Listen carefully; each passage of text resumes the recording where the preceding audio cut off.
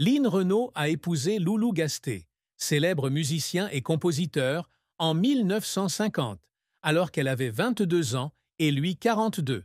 Wikipédia, 26 novembre 2024. Le mariage, qui a duré 45 ans jusqu'à la mort de Loulou en 1995, était considéré comme un pilier dans la vie et la carrière de Lynn. Loulou n'était pas seulement son mari, mais aussi son professeur, son manager et le compositeur de plusieurs de ses grands succès, comme Étoile des Neiges et Ma cabane au Canada. Aux yeux du public, ils formaient le couple parfait, alliant amour et art, mais la vérité derrière leur mariage était bien plus compliquée. En mars 2025, dans une rare interview accordée à Pure People, 14 mars 2025, Lynn Renault, aujourd'hui âgée de 96 ans, avouait une triste vérité. Son mariage avec Loulou Gasté, bien que durable, n'a pas toujours été rempli de bonheur. L'un des plus grands secrets qu'elle a révélés était sa liaison extra-conjugale de 18 ans avec Nate Jacobson, propriétaire du Caesars Palace à Las Vegas. Pure People, 27 octobre 2024. La relation a commencé dans les années 1960, lorsque Lynn se produisait régulièrement à Las Vegas et est devenue une star internationale. Nate, un homme d'affaires riche et charmant, a donné à Lynn un sentiment de liberté et de passion qu'elle n'avait pas trouvé dans son mariage avec Loulou, qui avait 20 ans de plus qu'elle et se concentrait souvent sur son écriture plutôt que sur sa vie amoureuse. Le plus triste, selon Lynn, c'est que Loulou était au courant de la relation, mais a choisi de l'accepter en signe de complicité et de confiance rare. Ecostilia, 28 octobre 2024. Dans une interview accordée à Europe 1, mars 2024, elle a déclaré « Loulou savait, mais il ne m'en a jamais voulu. Il m'aimait à sa manière, et je me sentais coupable de lui avoir fait du mal. » Le silence de Loulou, bien qu'étant une expression d'amour, a laissé Lynn vivre avec un sentiment de culpabilité qui a duré des décennies. Elle a admis qu'elle avait essayé de compenser cela en se consacrant à sa carrière et à son mariage, mais la douleur d'avoir trahi la confiance de Loulou est restée une blessure qui n'a jamais guéri. Un autre aspect de la triste vérité est la différence d'âge et le rôle de Loulou en tant que personne contrôlante dans la vie de Lynn. En tant que leader de sa carrière, Loulou prend souvent des décisions importantes, du choix des chansons aux horaires des performances, ce qui donne parfois à Lynn l'impression d'avoir perdu le contrôle.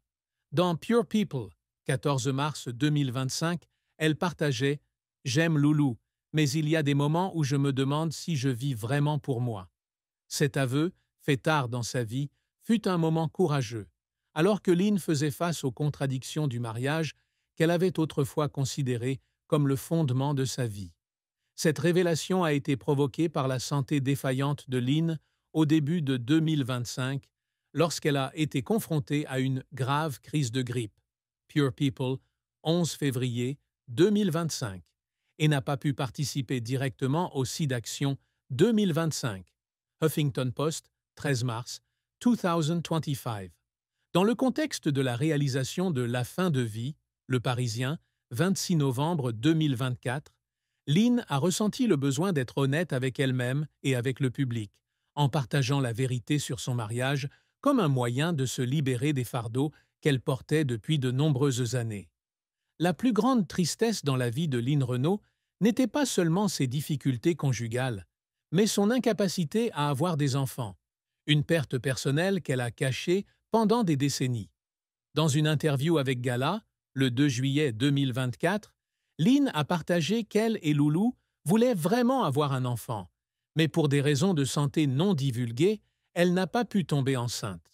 Cette perte, pour une femme qui avait toujours rêvé de fonder une famille complète, fut une douleur profonde qu'elle n'évoqua qu'en passant dans de rares interviews. Lynn a grandi dans une famille nombreuse, sa mère, sa grand-mère et son arrière-grand-mère prenant soin d'elle pendant la Seconde Guerre mondiale, lorsque son père a été enrôlé. Wikipédia, 26 novembre 2024. Les souvenirs de liens familiaux ont nourri le rêve de Lynn de devenir mère. Cependant, réalisant qu'elle ne pourrait pas réaliser ce rêve, Lynn tomba dans une légère dépression dans les années 1950, alors même que sa carrière était à son apogée. Elle a déclaré un jour au Figaro, 2018, « J'avais tout, la scène, le public, l'amour, mais j'avais toujours l'impression qu'il me manquait quelque chose que personne ne pouvait remplacer. » Cette tristesse est devenue encore plus profonde lorsqu'elle a vu des amis et des collègues, comme Brigitte Bardot ou Annie Girardot, fonder leur propre famille. Bien que Lynn soit toujours apparue forte et optimiste en public, elle a admis dans Pure People, 14 mars 2025, qu'il y avait des nuits où elle pleurait seule, se demandant si sa vie avait un sens, sans un enfant pour lui transmettre son amour et son héritage. Pour faire face à la douleur, Lynn s'est concentrée sur sa carrière et ses activités caritatives, notamment Seed Action, où elle considérait les jeunes qu'elle soutenait comme ses « enfants du ciel ». Huffington Post, 13 mars 2025. La perte de sa capacité à être mère affecte également sa relation avec Loulou. Bien que Loulou ne l'ait jamais blâmée, Lynn se sentait coupable de ne pas pouvoir lui donner une famille complète. Loulou disait que j'étais tout ce dont il avait besoin, mais je savais qu'il voulait aussi des enfants. J'ai porté cette tristesse dans mon cœur toute ma vie, a-t-elle confié à Ecostilia, 28 octobre 2024. Cette grande tristesse, combinée à la culpabilité liée à sa relation extra-conjugale, a fait de Lynn une femme à la fois forte et vulnérable. La carrière de Lynn Renault est un voyage de plus de 80 ans, d'une jeune fille de la campagne niépoise à une icône du théâtre, du cinéma et de la musique français. Avec 86 rôles au cinéma et à la télévision, 25 albums, 114 singles, 12 pièces de théâtre et 20 livres. Wikipédia, le 26 novembre 2024. Lynn a laissé une marque indélébile sur la culture française. Cependant, sa carrière a également été remplie de défis, d'échecs et de moments qui l'ont fait pleurer à cause de ses efforts constants. Lynn Renault, de son vrai nom, Jacqueline Hant, débute sa carrière en 1943, alors qu'elle a 15 ans, comme chanteuse, dans les cafés de Lille. Wikipédia, 26 novembre 2024. Son talent est découvert en 1945, lorsqu'elle rencontre Loulou Gasté, qui deviendra son mentor puis son mari.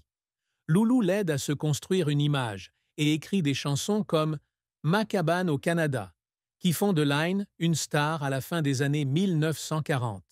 Cependant, les premières années n'ont pas été faciles. Issue d'une famille ouvrière, avec un père chauffeur de camion et une mère dactylo, Wikipédia, 26 novembre 2024. Lynn a dû faire face à la suspicion de l'industrie du divertissement, où la plupart des stars venaient de Paris ou avaient un meilleur niveau d'éducation. Un échec mémorable fut celui de Lynn, qui tenta de conquérir la scène de Broadway dans les années 1950. Malgré son succès à Las Vegas et à Paris, ses performances à New York n'ont pas réussi à attirer le public américain, en grande partie à cause des barrières linguistiques et des différences culturelles. Lynn a raconté dans Gala, 2023, qu'elle avait pleuré dans les coulisses après une performance clairsemée. « Je pensais que je ne serais jamais assez bonne pour conquérir le monde. » Cet échec l'a conduit à revenir en France, où elle continue de construire sa carrière. Tout a changé dans les années 1960, lorsque Lynn est devenue une star internationale avec des performances au Moulin Rouge et au César Palace. Des chansons comme Étoile des neiges et Monsieur Balmain deviennent emblématiques et elle joue dans des films tels que Folie bergère, 1956, et Mademoiselle de Paris, 1958. Selon Rotten Tomatoes, 2024, Lynn est apparue dans 86 films et émissions de télévision, dont Ripou 3, 2003, La Ch'tite Famille, 2018, et Driving Madeleine, 2022, où elle a été acclamée par la critique pour sa performance poignante à l'âge de 94 ans. Lynn a également connu du succès comme acteur de théâtre, avec 12 pièces notables, dont Folie bergère et Plein feu. Elle fut l'une des pionnières de l'introduction en France du style meneuse de revue, combinant chant, danse et jeu d'acteur.